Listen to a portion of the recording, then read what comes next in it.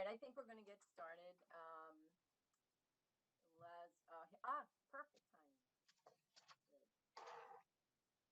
All right. Good morning. This meeting will come to order. Welcome to the virtual January 15th, 2021 meeting of the West Hartford Pension Board. My name is Nancy Dean and I am chair of the board. Because in-person attendance at public meetings is likely to increase the risk of transmission of COVID-19, this meeting is being conducted in accordance with Governor Lamont's Executive Order Number 7B, which permits municipalities to conduct public meetings virtually.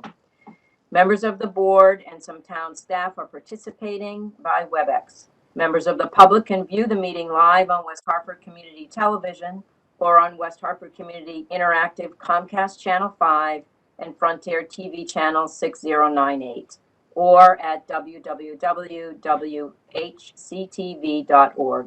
The meeting is also being recorded for on-demand viewing, which will be available on the town's website. Because of the virtual format, there are some special rules and procedures that I need to cover before we begin. First, I ask that all participants to please mute your devices when you are not speaking. If you wish to be recognized, please raise your hand and I will call on you in the order I see hands go up. If you are participating via audio only or I do not call on you and the debate is ending, please unmute your phone and let me know so that I may recognize you. Second, main motions will be made by me and no second is necessary. We will proceed immediately to debate. These include motions to adopt, receive, or approve business items. Subsidiary motions still require a second. These include motions to amend. A member must be recognized before making a subsidiary motion, but any member can second a motion just by unmuting their line and saying second. Third, pursuant to Executive Order 7B, all speakers must state their name and title each time you speak. Fourth, because of the difficulty in tallying votes on a video conference, I will require that all votes be taken by roll. Lori Carney will be assisting me in this regard. Fifth, a reminder that if any participant has a problem with their connection, you should immediately call Lori. She will let me know and we will recess the meeting while the problem is resolved. If it cannot be resolved quickly, we will ask you to call in and use your phone. I want to thank everyone for their participation and your accommodation to participate via video conference. And at this point, I will ask Lori to call the roll. Okay, thank you. Thank you. Lori Carney, clerk of the board. Roll call.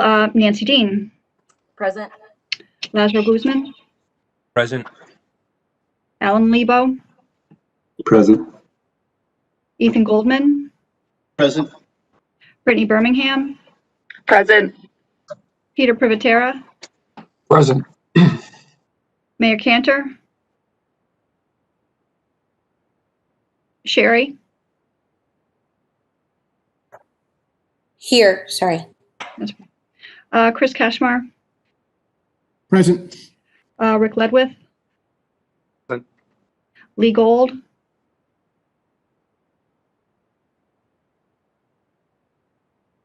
Lee.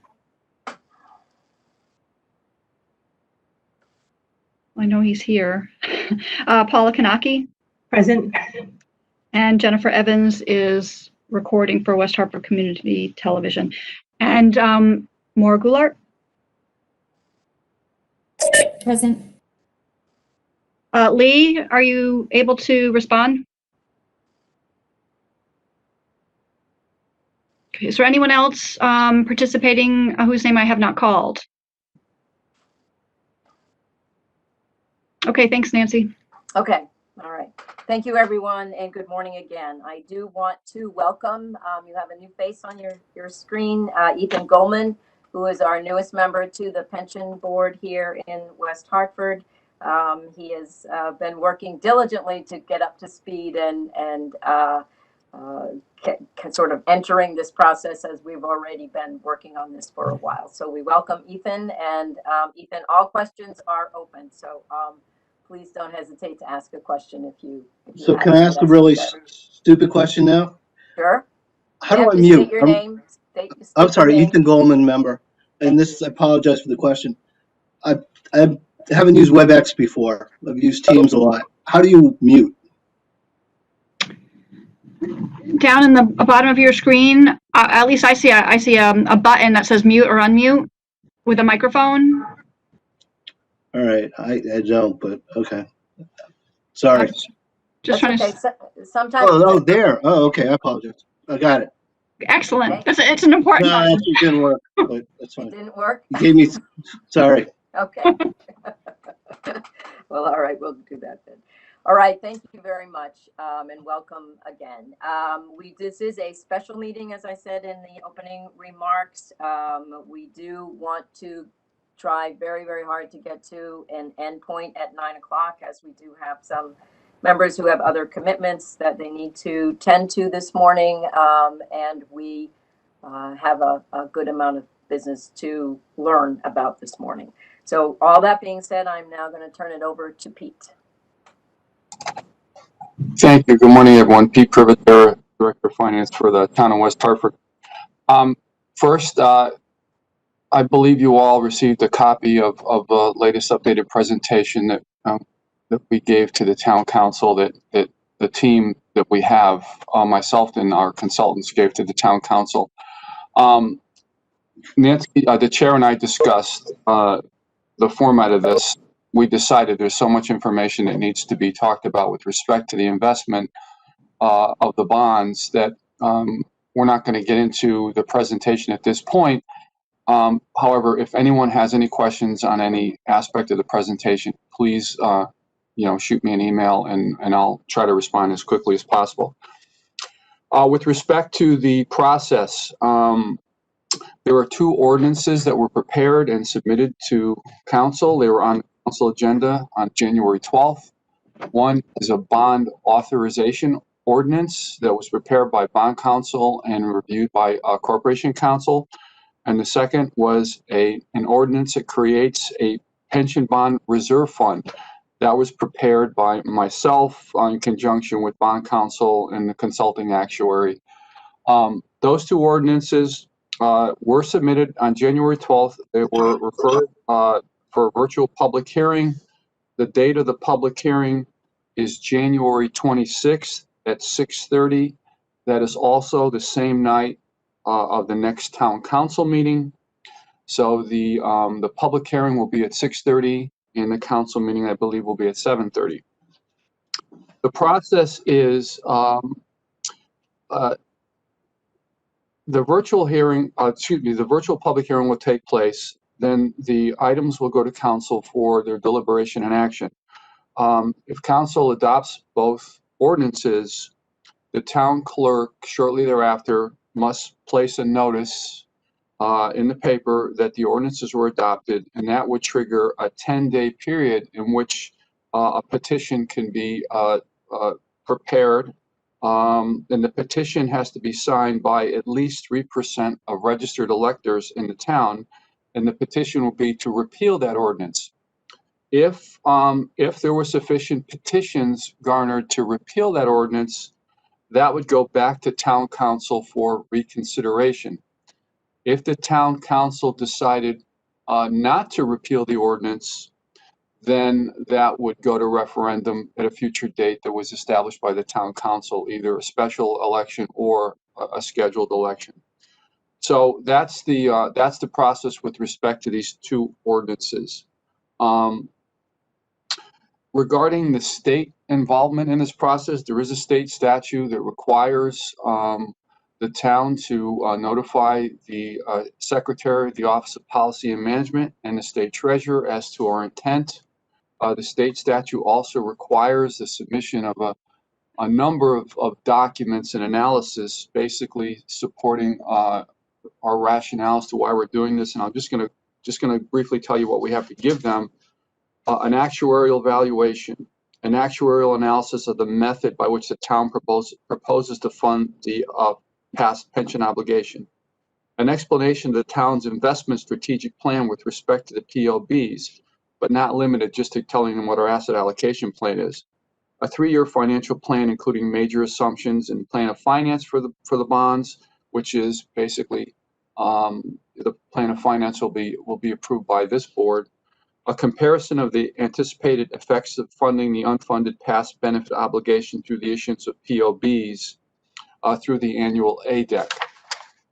Documentation on the town's authorization issue the bonds, documentation that the town has passed the ordinance, the methodology and the actuarial assumptions that go into putting an ADEC together, and a draft official statement on the issuance of the bonds. So the bulk of these requests have already been put together. Our expectation is that we're going to be prepared to have all the documents in place, including a draft official statement by the end of this month.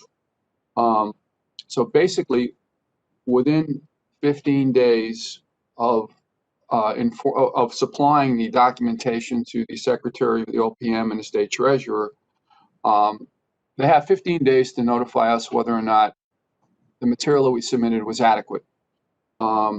If they have any questions, if they're asking for additional material, the window of response is basically opened up to 30 days.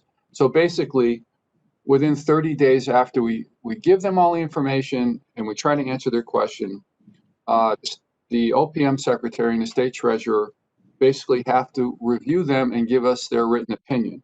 Now, they cannot prohibit us from issuing the bonds, but obviously, if they feel that they've identified any deficiencies in our process, or if they see something that we missed that could, hinder the process or whatever, they'll notify us in writing, and then at that point, hopefully we'll proceed with the sale. Now, our expectation, as I said, is to have all the documentation to OPM and the State Treasurer by the end of January, early February at the latest, have their review, assuming they're going to take 30 days, and have their final approval in early March. Now, once we receive that final approval, then we start gearing up for our issuance, which means we have to have our presentations ready for the credit rating agencies. We'll probably go to Moody's Investor Services and S&P for credit ratings, as we do every year with our normal issues. We'll have to prepare an official statement.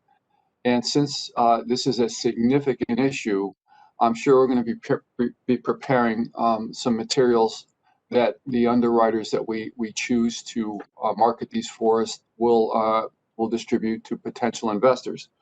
The only decision we haven't made at this time, but we're leaning towards one, is whether or not we're going to sell these on a competitive basis or whether or not we're going to sell them on a negotiated basis.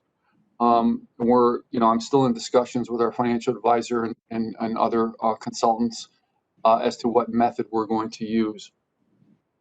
Once we complete that process, we will probably sell the bonds in late April, early May, and we will close on the bond sale probably the first week of July, which means the proceeds will be deposited into the pension fund probably the first week of July.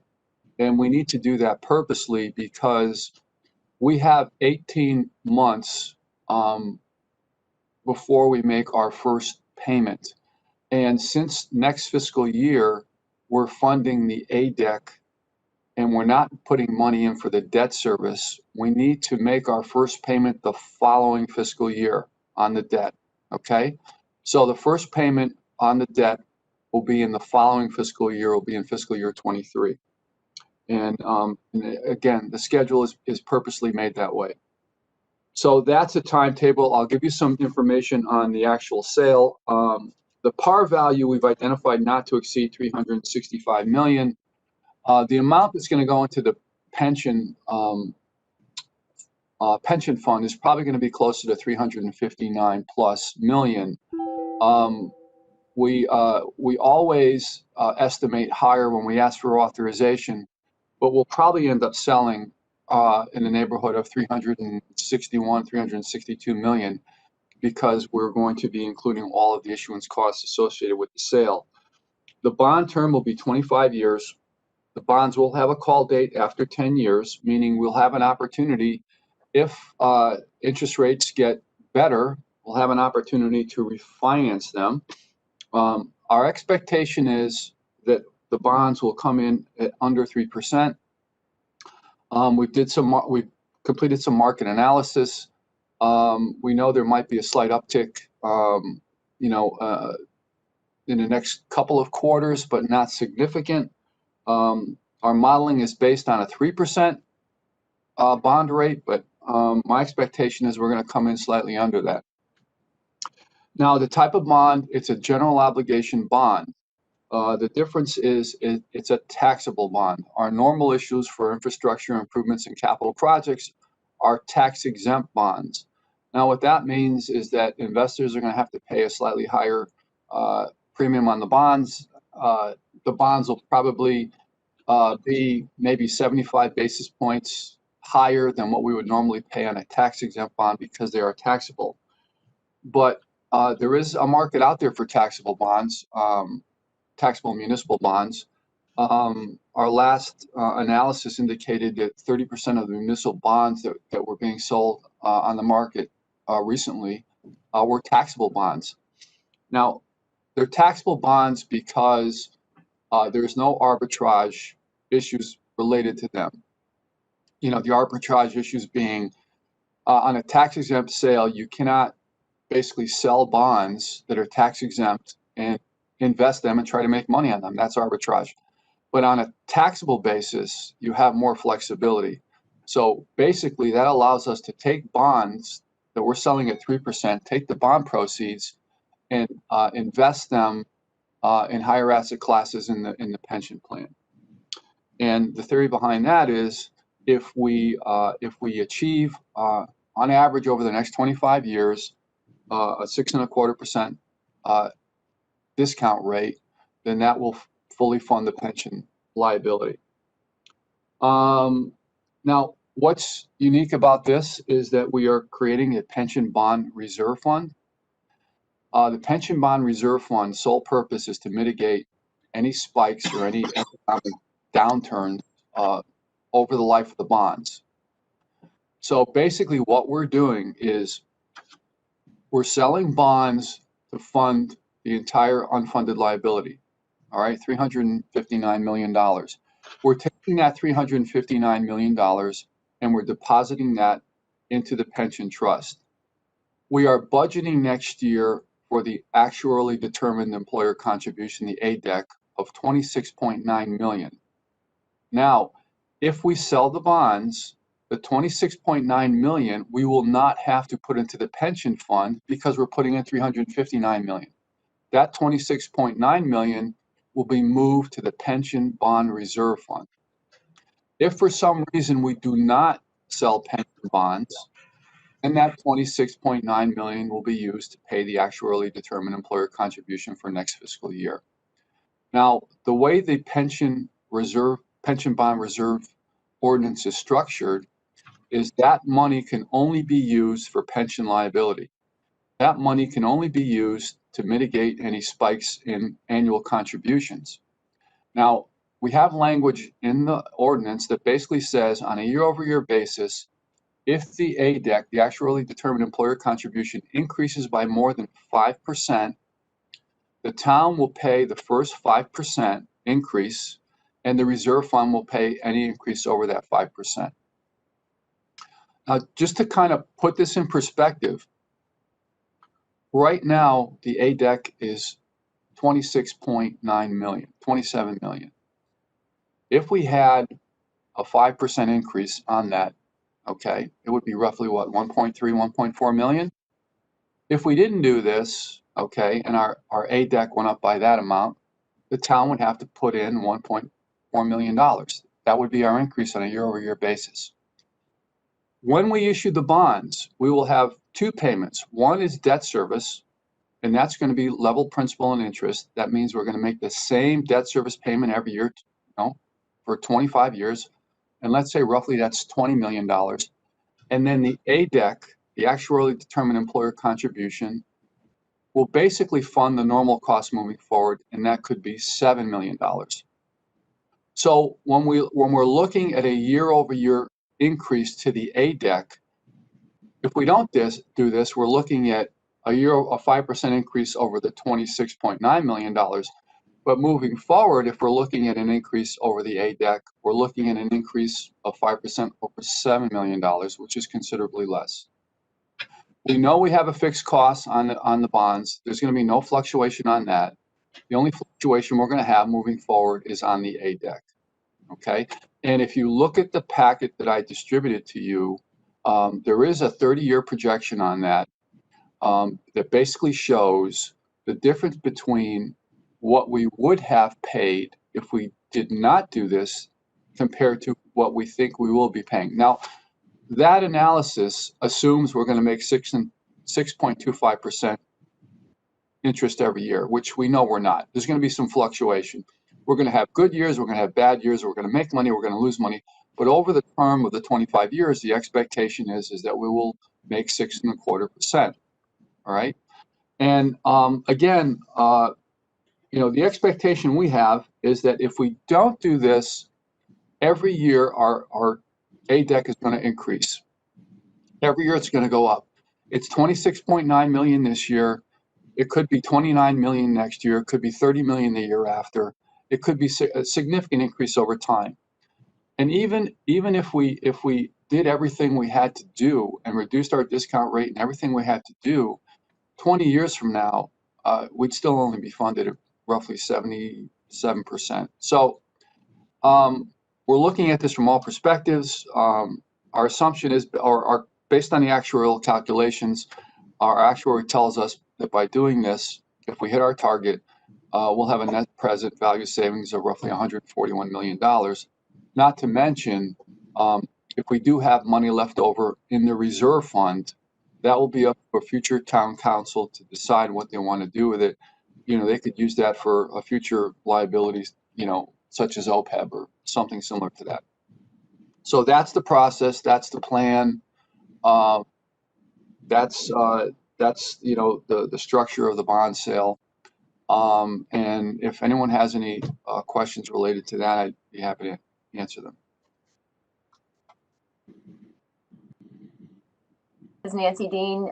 Anyone have any? Thank you very much, Peter. There's so much work that has been done, and I did ask Peter to not go through every single slide that he sent out to us this morning in the interest of time, but I know that he's very close to all this information, so he's more than happy to respond to any questions. I'll open it up if anyone has a question of Peter now.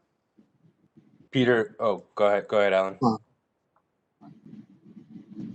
Laz, why don't you go first? All right, thanks, Peter. That was a great overview. Lazaro Guzman, member of the pension board. I've got a couple of quick questions. Mm-hmm. First, you talked about issuing the bonds on a competitive basis or a negotiated basis. Mm-hmm. I assume that's going to impact the actual interest rate at which we're issuing the bonds. Is that true? There could be a slight impact on that. Our concern is since it's such a significant issue, $359 million, there's certain types of investors who will look for that type of bond in their portfolios. And we think that if we market those to specific types of investors, we might do better. So we're still having that conversation. But to issue that amount on a competitive basis and hope they all sell, I don't know. We'd have to do some serious marketing with our underwriters would have to do some serious marketing. Well, we wouldn't have any underwriters. Actually, we'd be selling once we determine what the final cost is. We will include all the issuance costs. We'll include the underwriters premium. We'll include costs of the actuarial services, the bond counsel. Yeah. All of the costs that have gone into this will be included in the issue. So there will not be any of those costs that will be associated with the pension board. That will be on the debt side.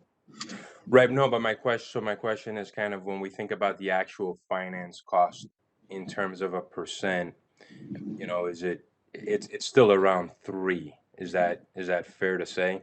Yeah. Yes. Okay. Yes. It should, and yeah, it should be actually.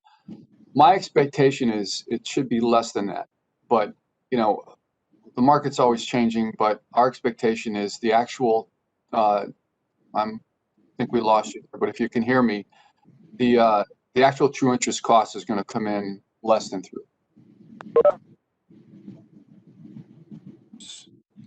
Hello, sorry, can you guys hear me? My computer Yes. stopped first. Okay. Yeah, we can hear you. Yes, the actual cost will come in, I believe, at less than 3. Okay, thanks for that. In terms of like how we're some bonds are semi-annual payments. So are they semi-annual or annual payments? Just to know. The structure we have is, I believe it's 2 interest and 1 principal payment per year. Okay. But those will be made on the town side as debt service. Okay. The last question that I had is, we talked about 6 1/4, kind of the assumed rate of return on the assets, 6 1/4, and I was curious because once we issue the bonds, technically, we're either at 100% funded or over 100% funded. Just kind of throwing around some of the numbers that you gave us, 360 plus million. So the 6 1/4. Was the thinking that we would modify the allocation slightly and make it more conservative given the higher funded status? Or did that assume a very similar allocation to what we have today? Okay, great question. And I don't want to steal Chris's thunder, but his whole presentation is based on that. Okay. Our assumption is that 6 1/4 is a conservative estimate, but we have to be very conservative when we receive the bond proceeds. We're not going to basically throw them into our current asset allocation. We're not going to put 60% of that into equities. I know the state of Connecticut did that years ago, and the year after that they lost 9% of that. So we're not going to do that. We're going to do dollar cost averaging, and we're going to be gradually, that money is going to be put into bonds in a safe investments, lower yielding investments. And Chris and his folks are going to be presenting a plan that will show that we're going to gradually move that into higher asset classes over 6 quarters, which basically means the first 2 years we are not going to be making 6 1/4%. We're going to be making less than that. And the pension fund will not be funded at 100% the second year. It might be funded at 98%. So we're doing that purposely to be conservative. We don't want to take any chances with that, that type of investment. Okay, great. I'll wait for Chris's presentation, but that answers a lot of my question. Thanks, Peter. Sure. Thank you, Peter. This is Nancy Dean. There has been significant amount of work done by Chris and his team, and we do have a good part of the agenda this morning focused on that for all of us to listen. But I think, Alan, did you have a question earlier? Yes, I did. This is Alan Lebo, member of the pension board. So, Peter, I'm looking at page 29 of your excuse me. I'm looking at page 29 of your presentation, and this is the one that shows, the funding with and without the pension obligation bonds. And obviously, if you sell bonds at 3% and you reinvest them and earn 6 1/4, you're better off, and that's what this is showing. But as was just alluded to with the state, that obviously if you issue the bonds and then have losses, that's really a worse situation. And so my question is, do we have some deterministic examples of if you had losses in the first couple of years, exactly how that would play out and what that looks like? I would just be very curious to see what are bad things that could happen, not necessarily that they will, but what kind of risk is involved here. Yeah, that's a great question, and we had a previous conversation about this, and that's one of the examples that our consulting actuary is going to put together. I look at it from this perspective. We know we're going to have bad investments. That's a given. To expect 25 years of great investments is, it's just not reasonable. But I guess that's the beauty of the reserve fund, to protect the town if we have significant multiple years of economic downturn. we fall back on the reserve fund to basically make up that difference. We do need to run some models, and frankly, in the 10,000 models that were run by the actuary, in less than 3% of those models, the reserve fund was depleted. In 97% of the models, the reserve fund had a positive balance at the end of the bond repayment period. So in that model, I'm sure there were scenarios where we had, 4 or 5 years of negative growth. But I look at it from this perspective too, Al, is if we didn't do this, and we had 4 or 5 years of negative growth, we'd have a heck of an ADEC payment every year after that to try to keep ourselves funded and to basically make the ADEC payment. Because right now our unfunded accrued liability is rising every year, and if that happened, it would rise even further, and we'd have to amortize that loss every year, and our ADEC payments would just go through the roof. And I appreciate that, but at least in this scenario, we know we have $26.9 million to start, and that money is going to be invested in lower asset yielding classes, but that money is going to be invested in some conservative bonds, and we can talk about that as well. So to me, at least with this plan, we have a hedge here. We have somewhere to fall back on if we have multiple years of negative growth. If we didn't have this plan and if we funded the liability as we're currently funded and we had multiple years of negative growth, we could see some significant year-over-year increases in the actuarially determined employer contribution payment. So, but I will have some scenarios printed up that show some I guess worst case scenarios, because I'm sure the state of Connecticut is interested in that as well. Thank you. Yeah, thank you, Peter. Again, Alan Lebo.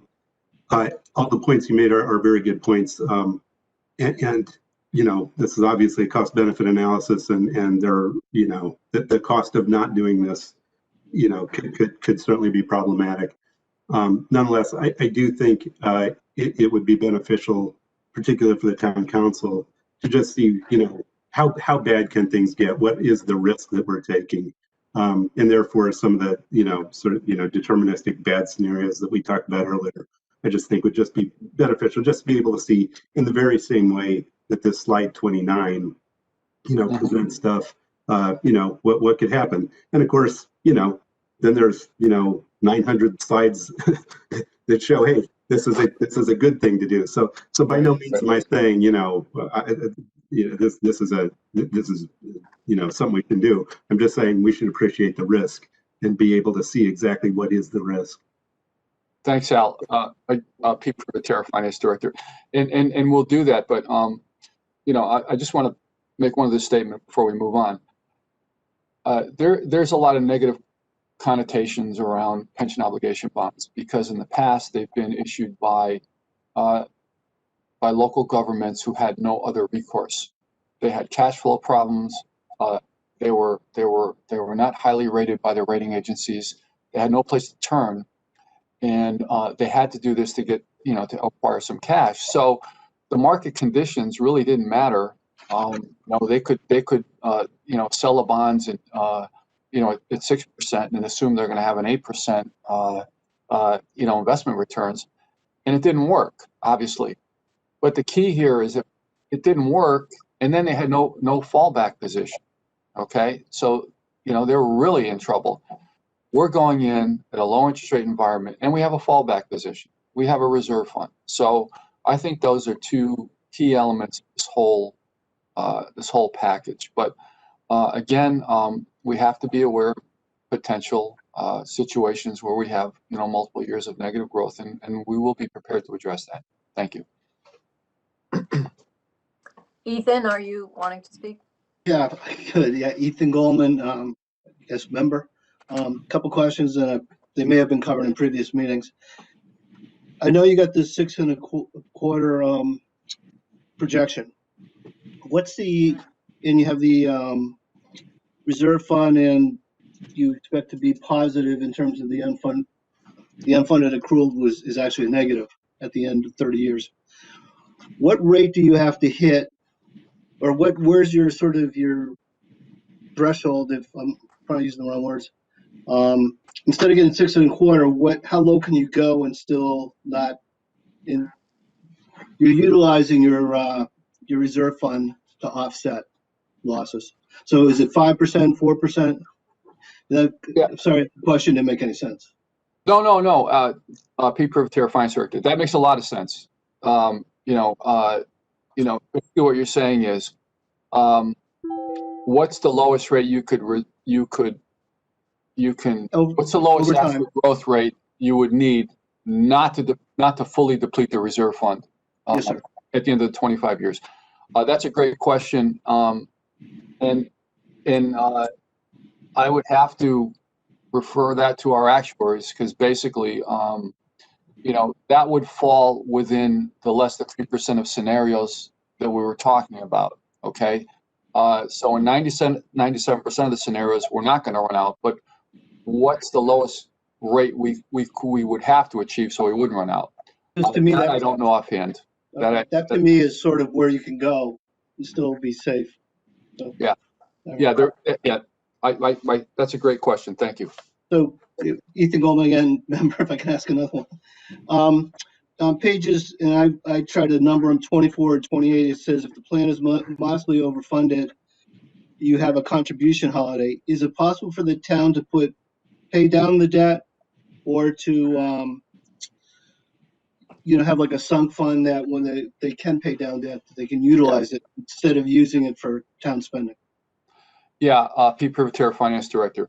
The way the ordinance is written, it prohibits the use of the reserve fund for anything other than pension-related payments or pension bond-related payments. There is language in the ordinance that basically says that if you're funded to a certain level, that money can be used to pay down debt. But before that debt is paid down, a consulting actuary has to do an analysis on that to see what impact that would have on the reserve fund, on the pension funded status moving forward. So if we were, let's say 10 years from now, we were funded 150% and someone wanted to pay down the debt, before that action could be taken, the consulting actuary would have to basically do a projection of what that impact would have on the funding, the pension status funding moving forward. It could not be done as an arbitrary action. And that money cannot be used for anything else. So if we're in a bad year and the mayor at that time, sorry, Madam Mayor, says we want to use that to buy something, that would not be allowed under the ordinance. The ordinance is pretty specific as to the uses. Again, Ethan Goldman, member question. One of the risks I saw, as I tried to figure it out, was, is there a possibility of additional benefits being put onto the pension plan? Because the numbers make sense as long as you don't have additional costs added on. Another good question. Thank you. Pete Privitera, Finance Director again. Right now, we're negotiating contracts with the unions, and I could defer this question to Rick Leb with the HR director, but when we're negotiating contracts with the unions, in most cases, we're not including benefits. We're either including additional contributions to the pension fund to offset liabilities. But we do know that, 10 years from now, there's probably going to be a new mortality table out there. People are living longer. That's going to increase the liability. We know that. And again, we can't predict that, but we know that's going to happen. And that's another function of the reserve fund. And I'm just going to turn it over to Rick if he wants to comment on that. Thanks, Peter. Rick Ledwith, Executive Director of HR. Regarding that question, Mr. Goldman, we have spent the better part of the last 20 years working on pension reform with our various collective bargaining units. So every time we sit down at the table to negotiate a new contract, a focus from our standpoint has always been pension and healthcare, and changing the plan design so that it limits future liabilities.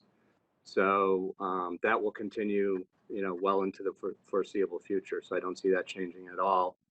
If anything, we will continue our, rigorous goal of continuing to reduce our future pension costs. Okay, thank you. One last question, if I could. This is on the finance side. Is there like a cash flow spreadsheet where it shows year over year? It's sort of like what's on the annual report, the contributions offsetting the benefits, just to see the flow and then see what the flow would be in this new system. So like the last 5 years and what the next 5 years would be? Yeah, there is in the pension valuation, there is a chart that identifies what the, I believe what the pension liability would be moving forward. Right, I With was respect looking, I'm with- sorry. With respect to cash flow, are you talking about, does the town put the entire annual contribution to the pension fund at the beginning of the year, or is it done on a monthly basis? I'm not. No, I apologize. Ethan Goldman, I guess, member. What I was looking for is like, if I go to the annual report in 2019, it shows, here's the contributions, here's the members' contribution, here's the investment, here's Right. the benefits. It would just be interesting to see like the last 5 years and then the next 5 years, just to get I think I understand it, but I was trying to do it myself, and I figure you guys know what it is as opposed to me extrapolating. Sorry. Yeah, again, Pete Privitera, Finance Director. Yeah, I think what you're referring to is, and we had discussed this, the town makes a contribution, the employees make a contribution.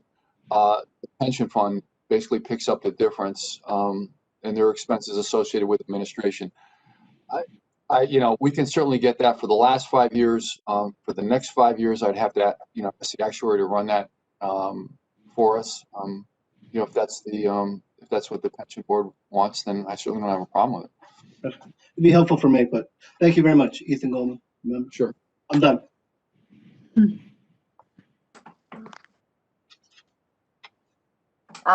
Thank you, Peter. Does anyone have, it's getting near to 8:30. Does anyone have any other questions for Peter at this point? No. I want to remind everyone that we are meeting again in less than 2 weeks on the 25th. So there may be some of like that particular question, maybe something that I will work with Pete on relative to preparing something from a summary perspective to share with the board.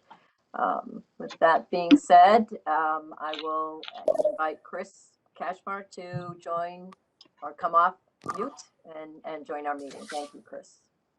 Great. Good morning, everyone. Chris Kashmar from DeMayo Schneider Associates. Maura Gallart, my colleague, joins as well. And I think we've got 3 charges this morning per the agenda. One was just to provide a quick update on activity in the pension plan through the end of the calendar year, December 2020. And we will obviously supplement that at our next regular meeting with a lot more detail and analytics.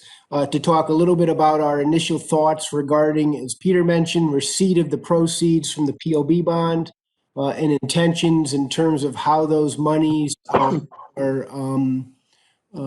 folded in to the existing legacy corpus and invested.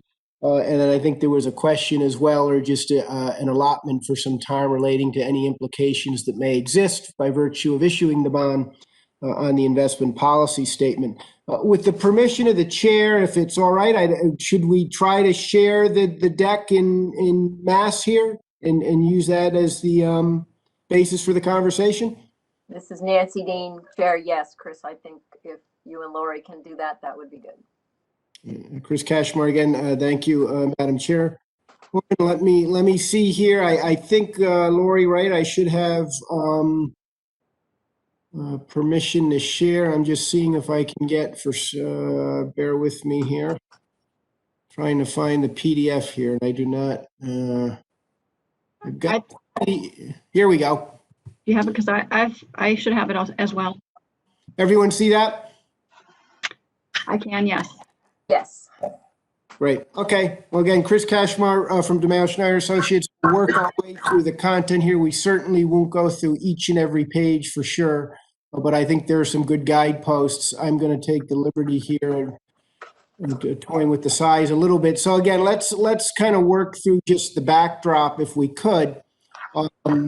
Again, we'll start with the year-end portfolio. It's interesting here. You see the depiction of the portfolio, the schematic for the allocation at the end of the calendar year at $254.3 million. And that is, we talked about it since last March. You'll remember that the resiliency displayed in the capital markets has just really been astounding, I think, as you all know. And you'll remember back at the end of the first quarter, in fact, the value of the portfolio was about $193.5 million. On the heels of obviously that very difficult quarter and the onset of the pandemic and the effect it had on markets. You remember we did have that conversation about rebalancing and staying the course, and to the board's credit, actions and disciplines were kind of taken, and the portfolio has been the beneficiary of that. A second quarter where the return in the portfolio was almost 15%, third quarter about a 5.5% return. And then you'll see here as I kind of scroll ahead quickly, fourth quarter of a 12.7% return. You see that number depicted at the top of the summary exhibit. And a calendar year number now, who would have thought this, right? Close to 17%. In terms of the ultimate return that the portfolio was able to achieve. So that's obviously encouraging. It does speak to what Peter mentioned early for sure, right? That we all know that we will have very good times in the capital markets, and we'll have not so good times as well. And obviously the intentions are tried to manage the program to those longer term averages. I guess the last thing on the chart here I would point to just as a frame of reference, I know Peter and I have talked about this. You'll see in the very upper right-hand corner, the exhibit is kind of as far back as we can get with the data, an annualized net of investment manager fee return of about 6.6%. And through that history, and I know everyone's not been around for each and every of those points in time, but your predecessors and the plan has largely been in the allocation construct that it has today, right? And just broadly speaking, rounding for discussion's sake, about 2/3 fixed income, 2/3 equity and real estate, and a third fixed income. So kind of maybe a long-term testament and another data point and another point of reference just in terms of over the long haul, the investment return lift that may come from the program. The absolute returns you see there more recently have been higher than that longer-term guidepost. But nonetheless, the takeaway here is a good calendar year, all things considered, for sure. And we'll flesh a lot of these details and some of the individual manager performances and the like out, obviously, in our next regular meeting with the benefit of the full quarterly report. So that was just the quick update for the board as of the end of the calendar year again, and just playing on and following up with Peter, a couple of level setting thoughts on the page you see displayed before you. So again, we've talked about all these numbers already. Kind of the central takeaway here from the discussion, or what we want to focus on, of course, is what Peter mentioned about how do we thoughtfully stage a sizable pool of new monies into the program, knowing that markets can be inherently volatile and maybe even more so short term, right? So we're starting with this straw man proposal of a 6-quarter program of sequencing in those individual $60 million inflows into the portfolio on each quarter to try to manage and mitigate, right, some of that point of entry risk that you could have. Peter referenced, right? You put all the monies in the portfolio, equity markets go down 10, 15%. And then what do you do, right? So we do want to be thoughtful about how we get the monies into the program. That comes with, of course, that conservatism, as already mentioned, right, comes with an acknowledgement that it does inhibit the near-term return potential for the program, and we'll walk you through a couple of those numbers momentarily. Just as an additional point of reference, Peter's mentioned that the 6.25% target. We started with just running the portfolio, and we'll show you the numbers in terms of our latest long-term capital market assumptions and what we think the portfolio's return potential is. You see the number displayed there. It's close. It's actually a little bit north of the stated target. 6.3% is what we derive from our capital market inputs. And then again, we will talk you through this detail or this idea of what do we do with those monies when they're not invested in the portfolio, and it's running existing strategic allocation. We kind of calculate out of the box a number, call it down towards the bottom of the page here, about a $10.5 million opportunity cost. Again, what do we mean by that? Well, that's the recognition, right, that we've got money that are sitting aside in very conservative short-term fixed income that obviously aren't earning 6.25%. And that delta or that giveaway, under the assumption, right, that the monies were earning that 6.25%, you see about a $10.5 million delta. We did an additional calculation, and we'll show you those numbers explicitly in just a minute. What would we need to earn back to retrieve that shortfall over the remaining life of the bonds, right? So we kind of introduced this idea of it's a 25-year issuance. We've got an 18-month window, a year and a half to implement the dollar cost averaging program. On the back end of that, if it were the pension board's desire to try to retrieve that modeled shortfall, what would you actually need to earn over and above the modeled return to do that? You see here at the very bottom of the page, by our calculations, it's about 7.5 basis points. So let me show you, if I could, a couple of numbers here. This is a busy exhibit, but it's the summary output from our portfolio optimization software. We call it Frontier Engineer here. I'm going to try, bear with me here because I understand the numbers are small for sure.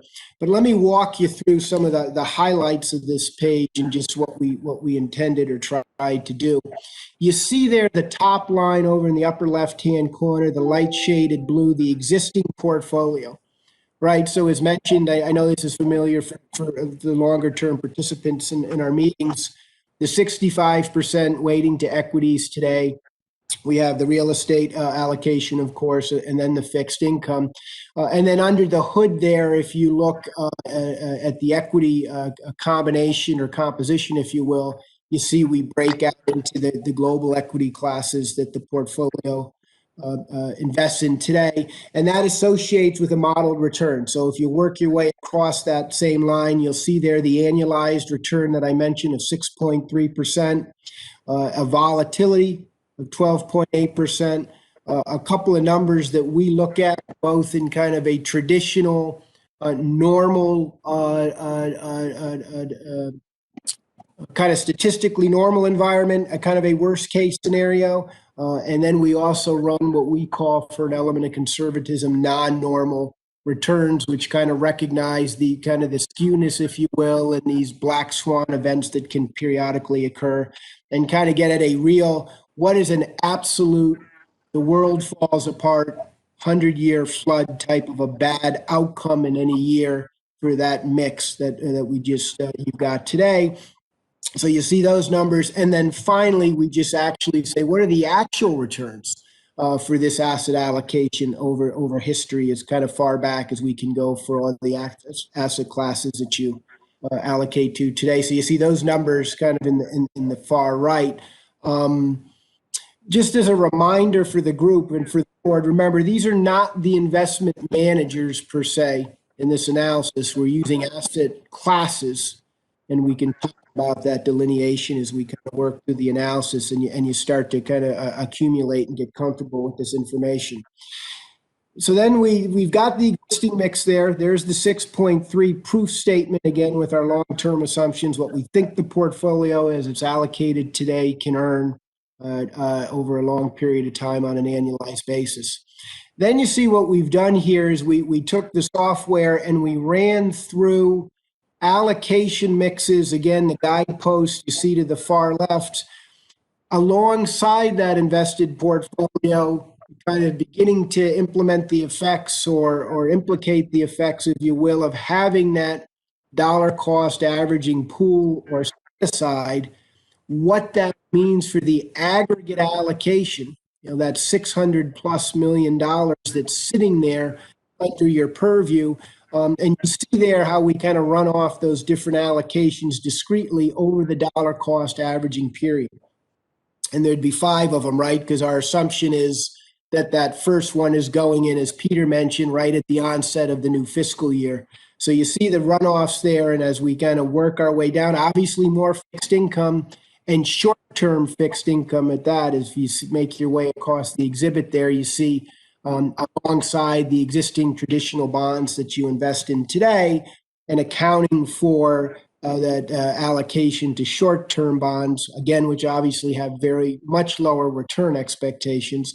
And you see what that does to the modeled return over that 18-month horizon. So for example, right, 4.08%. It's lower, of course, obviously, right? But intuitively, because we've got a very big participation from low-yielding short-term bonds hindering that aggregated return. And that number starts to retrieve itself, right, as you begin to fold more monies into the standing strategic allocation. So just naturally, you see there the reparation, if you will, the recovery of that return. And then, of course, kind of getting back to, ultimately the intention, right, is the portfolio would be up and running at 18 months in that existing allocation, earning out at a long-term potential of 6.3%. The other 2 things that we did, just again as additional perspective for the board, I mentioned earlier that notion of a catch-up portfolio. So we took an idea here, what would we need to do? You see, interestingly enough, what you could do and contemplate, and this is certainly not a decision for today. This is just frame of reference, of course, but you see there, you could, in our estimation, keep the larger asset class mix unchanged and under the hood introduce some other forms of bond investing. We kind of viewed that as an interesting straw man because it's not taking on equity risk, just reconstituting the fixed income. And you see there under the hood, interestingly enough, you could earn out that additional 7.5 basis points by just doing that. Again, there's a million different permutations here over time that we can look at with the board, but we just wanted to offer it up as a again, an initial guidepost. And then the final thing we did, just for discussion's sake, we said, let's just not impede or recognize the existing allocation at all. Put the money in. What would the combination look like across a broader array of asset classes, right to explicitly that 6.25% stated model return that Becky and the actuaries are using and that Peter's referenced. And you see there, again, not a decision point certainly today, but something for the pension board to consider over time.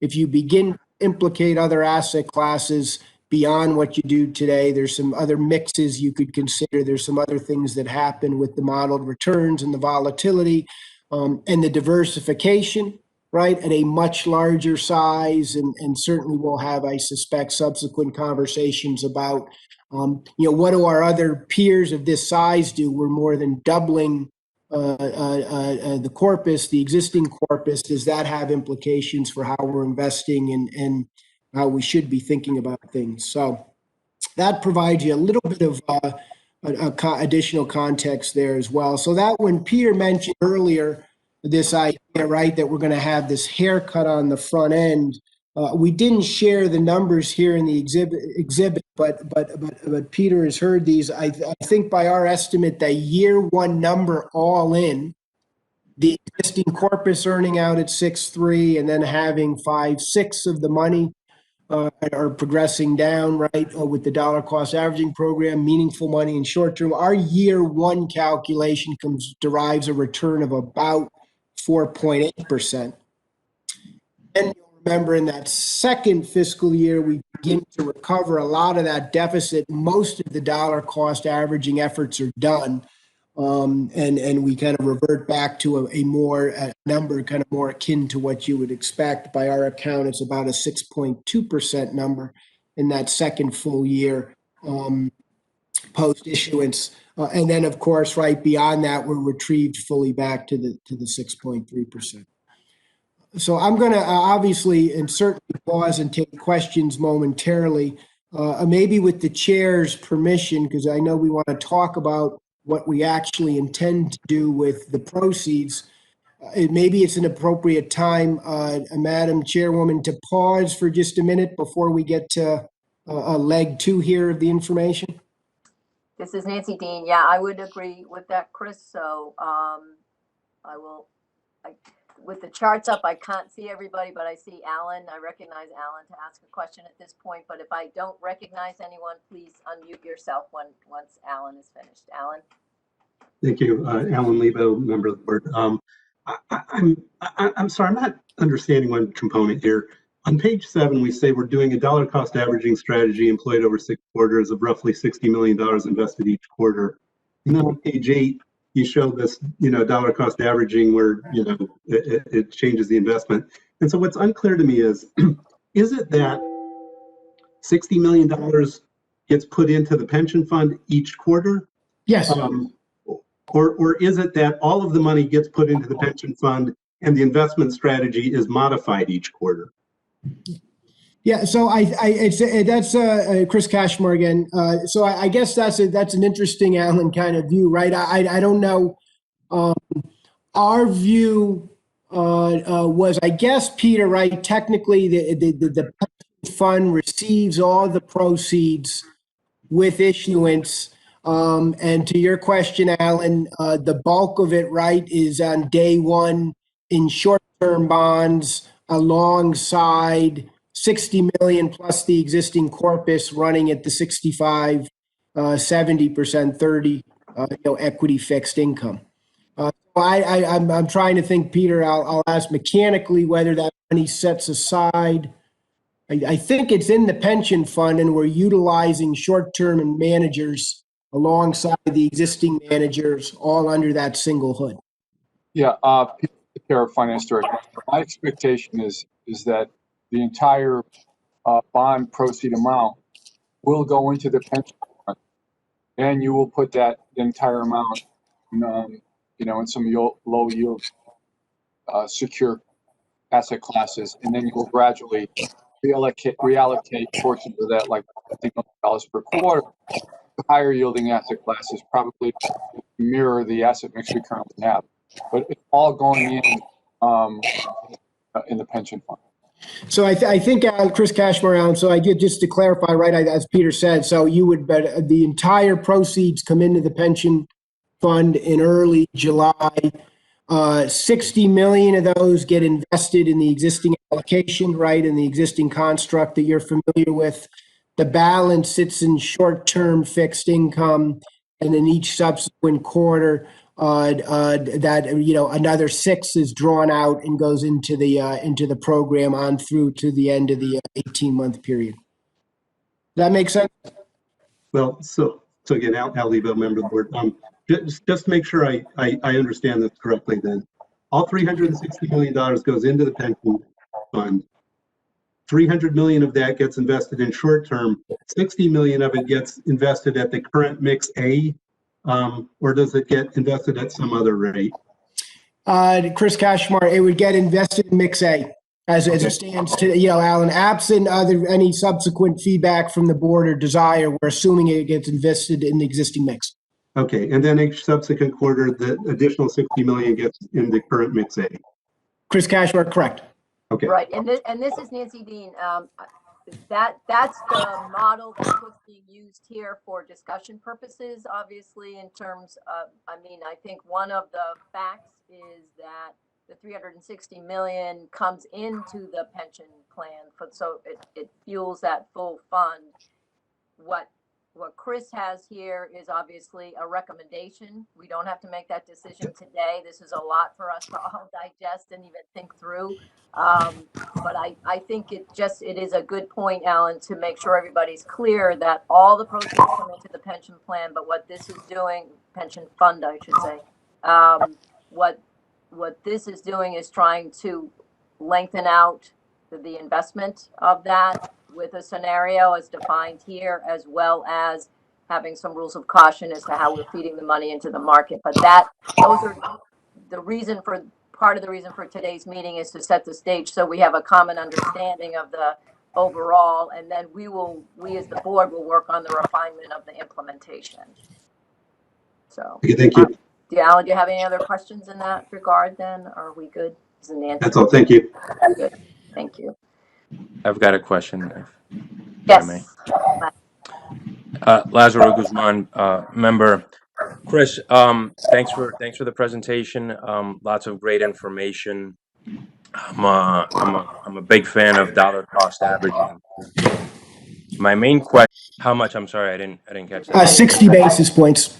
60 basis points. Yeah, so we've got a delta over 2%. And again, I'm not saying that we plop it in equities on day one, but I'm not sure that we have to give up almost 2.5% on the uninvested amount. So again, not to make a decision today, but just curious on your thoughts if the holding account, if it would be more advantageous to use something else. Yeah. Chris Kashmar again from DeMayo Schneider. So I think Lazaro, great points as the chairwoman mentioned. I think these are the kind of the nuances that we can take your feedback and perspectives and thoughts on and abide by, any changes to that. What we, I think, had done with Peter's direction a little bit, and it's, I think, a kind of a spirit that has existed through this entire exercise is an element of conservatism, right? So our thought was, let's start with a straw man that has an exceedingly low return, low risk, don't implicate the principal at all mentality. And then we can certainly look, right, if there's an opportunity or an appetite a bit more with that and look to boost the yield a little bit. I think in a moment we'll show you a couple of opportunities in terms of short-term funds, and we can begin to bracket, like you said, if there's a desire or an appetite to do something a little bit differently. That tightens up that yield deficit. Again, we just said, let's be as conservative as we absolutely can be in the spirit of the exercise, and again, nod towards that conservatism that I think exists throughout all the analysis and modeling. Yeah, and I think not to, I'll kind of give up the floor in a second, but I think there's an opportunity to still be pretty conservative. So I was looking up, but I didn't get a chance. I mean, I'm thinking the coupons, the average coupon might be 4 or 5% on an intermediate term bond fund, and to get into a negative situation, you'd have to have rates go up, by a decent amount just to have that bond fund go negative. So I think there's an opportunity where we don't have to take up a lot of risk. We don't have to take too much additional risk and still do better than 60 basis points. And that's kind of the spirit of my question. Chris Kashmar, again, a great perspective and certainly a topic where we're excited to explore more with the board. Right. And this is Nancy. I mean, that is why we wanted to do this in a very sort of planned strategy mode, that we don't all of a sudden have all this money to deal with and feel any kind of, immediate need to take action. We need to go through a lot of thought. So thank you both. We don't have a lot of time left, but Brittany or Ethan, for some reason I can't see you all on my. Any questions? Oh, now I can. Any questions from either of you at this point for Chris? No. Thank you. I'm Brittany. good. Ethan, good. member. Oh, okay. Chris, I'll turn it back over to you or anyone else that has any questions. I didn't mean to limit it just to the members of the board, other participants on the call as well. Chris? No? Okay. Chris, do you want to direct us to anything else here that we can do as some homework before our next meeting on the 25th? Digging into the deck here, given that we have just a few minutes left for this morning's meeting. Thanks, Mrs. Chairman, Chris Kashmar, DeMayo. I think in the interest of time, we'll set aside page 10. This is a sharp group. I think everyone has the basic premise and understanding of the motivations for dollar cost averaging, and we've seen, at least on an initial basis, some of the potential implications of that. So I'll set that aside. The one thing we'll need to talk about, I would highlight here in 10 seconds time, one interesting thing or alteration, if you would, that we'll need to contemplate in the dollar cost averaging framework is this idea. What if we do get a meaningful dislocation in equity markets, for example? Should we contemplate or have the wherewithal to accelerate a forthcoming contribution? For example, if markets go down, God forbid, 8, 10, 12% in a month. And again, that's not something we're going to solve this morning, but another thing just to think about. Oftentimes, committees will adopt some type of a framework where they do have that right, at least to take advantage of that downside drawdown, if you will. And get monies to work at a lower entry point. Again, just something to think about. We'll talk more about that. This shows here quickly, and again, in the interest of time, we can't go through all this, but it mimics what we just saw in a different form. The takeaways here, you see there that as a residence, we're using the Vanguard Ultra Short Duration Fund as just a proxy, a place marker, if you will. The chairs reminded me again, and I think it's a good thought at that size. And Lazaro, to your point, just the composition ultimately of the DCA pool. We'll talk through the number of managers, the type of managers, and the like. Ultimately, at the end of the exercise, and this does not contemplate changes to the allocation for sure, which would be another conversation. But you see there from 250 million to over 600 million. One of the things we're going to want to talk about is perhaps broadening out the roster of managers a little bit, right? Just from an entity diversification standpoint, in things like core fixed income, right? Is there a home for another manager as a complement to your existing mandates? In the domestic equity, a second small value manager, a second small growth manager. In real estate, perhaps having a complement to Barings. Again, these are all things that we can and will talk about going forward, but just things to begin to give you a little bit of thoughts around what that may look like ultimately. I think I'm going to run out of time here, Madam Chairwoman, but the last thing that I would, I'm sorry, bear with me here. We offered you some more detail, the inputs to the capital market process. I just wanted to show to Lazaro's and Alan's and others' point here very quickly, just again, as the chairwoman mentioned, maybe as homework for all of us.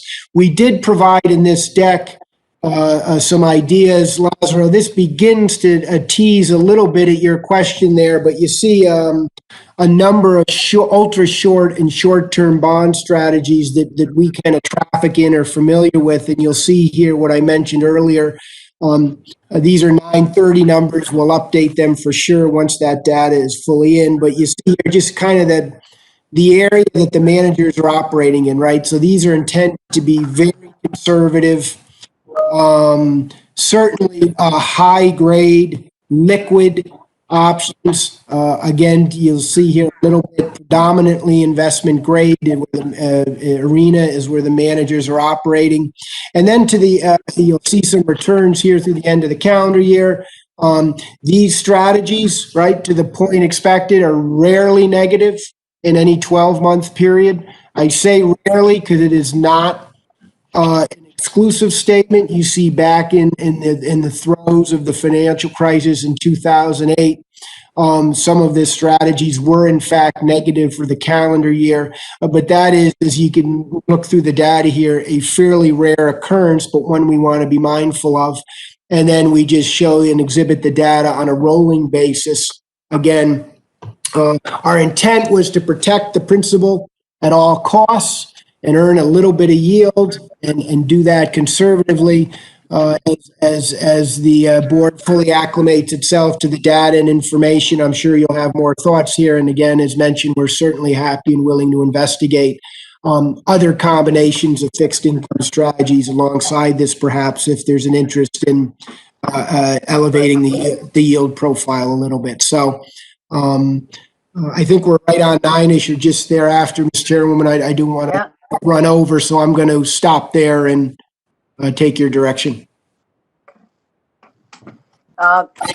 Thank you, Chris. I think we've covered a lot this morning in terms of giving and providing some deeper background.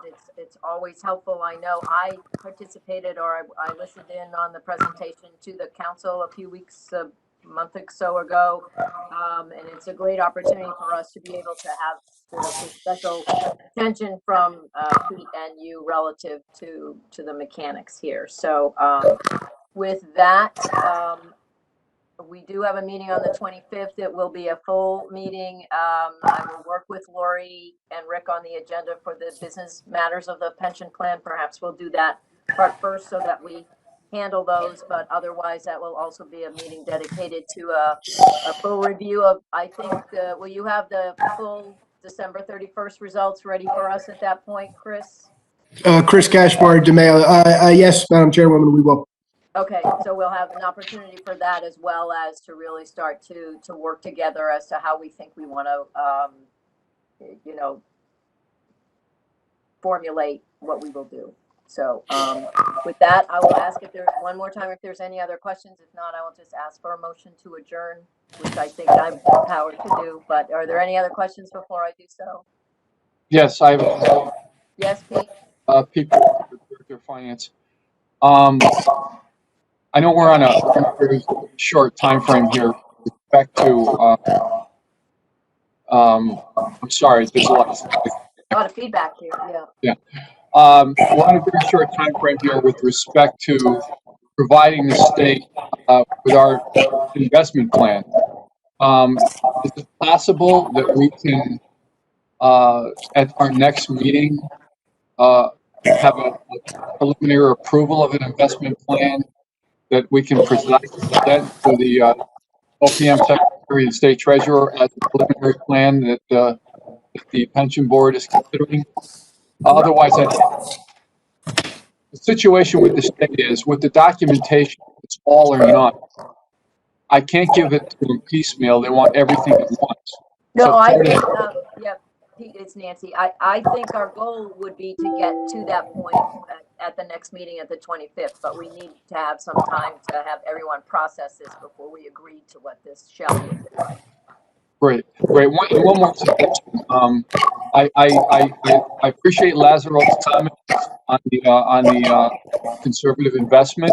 So I would ask Chris maybe if he could submit an alternate plan with an investment package that is still conservative but might have a slightly greater yield for our consideration at the next meeting.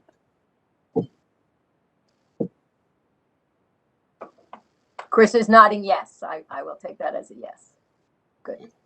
Okay. Thank you. And also at our next meeting, since we ran out of time, we may want to talk about amending the investment policy to accommodate this, but we can talk about that over the next couple of weeks. Thank you. Yeah, we'll work on that, Pete, you and I, relative to how this looks as a comparison to the current policy. Okay. All right. I will then make a motion to adjourn. Do I need to take a vote, Lori? I can't remember. Sure, we'll go through. Okay. And it's 9:06. Lazaro Guzman, In favor, aye. Alan Lebo, Aye. Ethan Goldman, Favor? Brittany Birmingham, Aye. Peter Privitera, Yes. and Nancy Dean.